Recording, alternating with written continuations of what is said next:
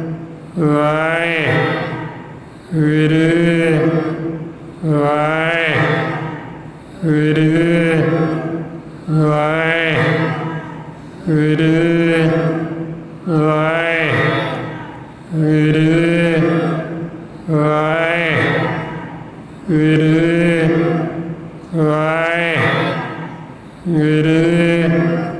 ਵਾਹਿਗੁਰੂ ਵਾਹਿਗੁਰੂ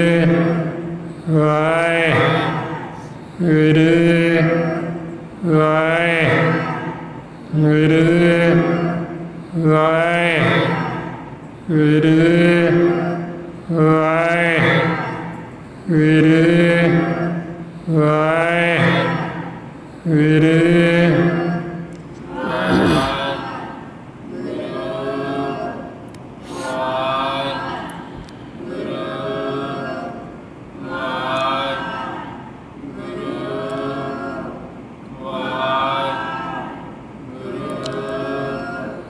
ਵਾਹਿਗੁਰੂ ਜੀ ਕਾ ਖਾਲਸਾ ਵਾਹਿਗੁਰੂ ਜੀ ਕੀ ਫਤਿਹ।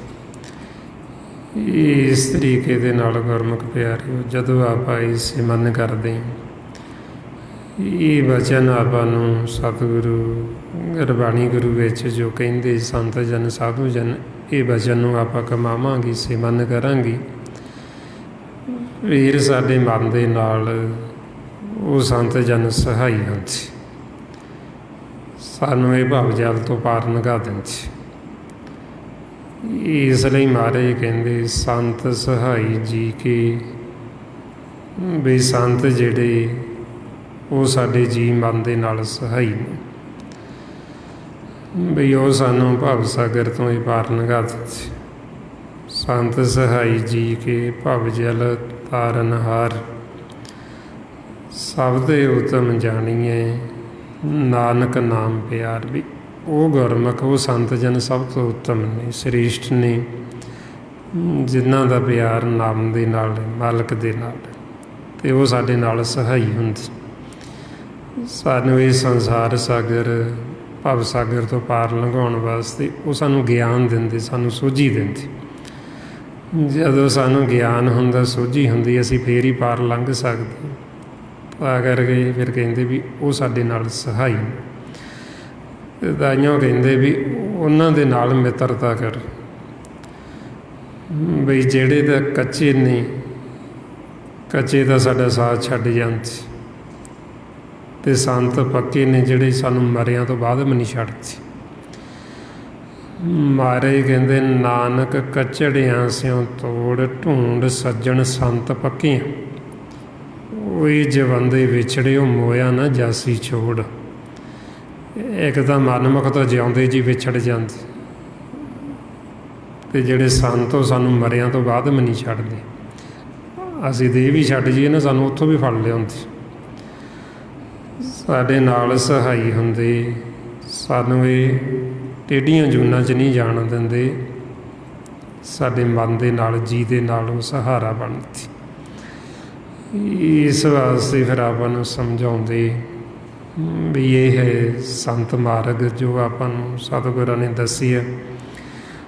ਔਰ ਇਸ ਮਾਰਗ 'ਤੇ ਚੱਲਣ ਵਾਸਤੇ ਆਪਾਂ ਵੱਧ ਤੋਂ ਵੱਧ ਸਿਮਰਨ ਕਰਨਾ, ਗੁਰਬਾਣੀ ਗੁਰੂ ਨੂੰ ਪੜ੍ਹ ਕੇ ਵਿਚਾਰਨਾ, ਅਤੇ ਵੱਧ ਤੋਂ ਵੱਧ ਆਪਾਂ ਸਤਸੰਗਤ ਕਰਨਾ। ਇਹ ਜੋ ਸਾਰਾ ਭੇਦ ਗੁਰਬਾਣੀ ਗੁਰੂ ਦੁਆਰਾ ਆਪਾਂ ਨੂੰ ਦਿੱਤਾ ਮਹਾਂਪੁਰਖਾਂ ਨੇ, ਭਾਈ ਸਾਹਿਬ ਭਾਈ ਸੇਵਾ ਸਿੰਘ ਜੀ ਧਰਮਾਲਾ, ਉਸੇ ਗਿਆਨ ਨੂੰ ਜੋ ਆਪਾਂ ਨੂੰ ਗੁਰਮੁਖਾਂ ਨੇ ਦਿੱਤਾ, ਆਪਾਂ ਰੋਜ਼ ਵਿਚਾਰ ਕਰਦੇ ਹਾਂ, ਦ੍ਰਿੜ ਕਰਦੇ ਹਾਂ, ਵੀ ਤਾਂ ਕਿ ਸਾਨੂੰ ਇਹ ਗਿਆਨ ਪੂਰਾ ਪਰਪੱਕ ਹੋ ਜੇ, ਦ੍ਰਿੜ ਹੋ ਜੇ, ਵੀ ਆਪਾਂ ਨੂੰ ਭੁੱਲੇ ਨਾ, ਸਾਨੂੰ ਵਿਸਰੇ ਨਾ, ਸਾਡੇ ਹਿਰਦੇ 'ਚ ਵਸ ਜੇ। ਜੇ ਇਹ ਗਿਆਨ ਆਪਣੇ ਹਿਰਦੇ 'ਚ ਵਸ ਗਿਆ ਨਾ, ਤਾਂ ਆਪਾਂ ਬੜੀ ਸੁਖੀ ਹੋ ਜਾਣ। ਫਿਰ ਆਪਾਂ ਇੱਥੇ ਵੀ ਸੁਖੀ, ਅਤੇ ਆਪਦਾ ਘਰ ਜਿਹੜਾ ਉੱਥੇ ਤਾਂ ਸੁੱਖ ਹੈਗਾ ਹੀ ਹੈਗਾ, ਆਨੰਦ ਹੈਗਾ ਹੀ ਹੈਗਾ। ਸੋ ਇਸ ਵਾਸਤੇ ਗਿਆਨ ਨੂੰ ਆਰਜੀ ਨਹੀਂ ਲੈਣਾ, ਇਹਨੂੰ ਆਪਾਂ ਬੜੇ ਧਿਆਨ ਦੇ ਨਾਲ, ਗੌਰ ਨਾਲ ਸੁਣਨਾ, ਅਤੇ ਸੁਣ ਕੇ ਇਹਨੂੰ ਮੰਨਣਾ, ਹਿਰਦੇ 'ਚ ਵਸਾਉਣ ਦੀ ਕੋਸ਼ਿਸ਼ ਕਰਨੀ। ਸੋ ਇੰਨੀਆਂ ਬੇਨਤੀਆਂ, ਇੰਨੇ ਵਿਚਾਰ ਕਰਦਿਆਂ ਹੋਇਆਂ, ਜੇ ਕੋਈ ਐਸਾ ਸ਼ਬਦ ਬੋਲਿਆ ਗਿਆ ਹੋਵੇ ਸੰਗਤ ਅਤੇ ਸਤਿਗੁਰੂ ਬਖਸ਼ਣ ਯੋਗ ਨੇ, ਬਖਸ਼ ਲੈਣਾ ਜੀ। ਵਾਹਿਗੁਰੂ ਜੀ ਕਾ ਖਾਲਸਾ ਵਾਹਿਗੁਰੂ ਜੀ ਕੀ ਫਤਿਹ। ਵਾਹਿ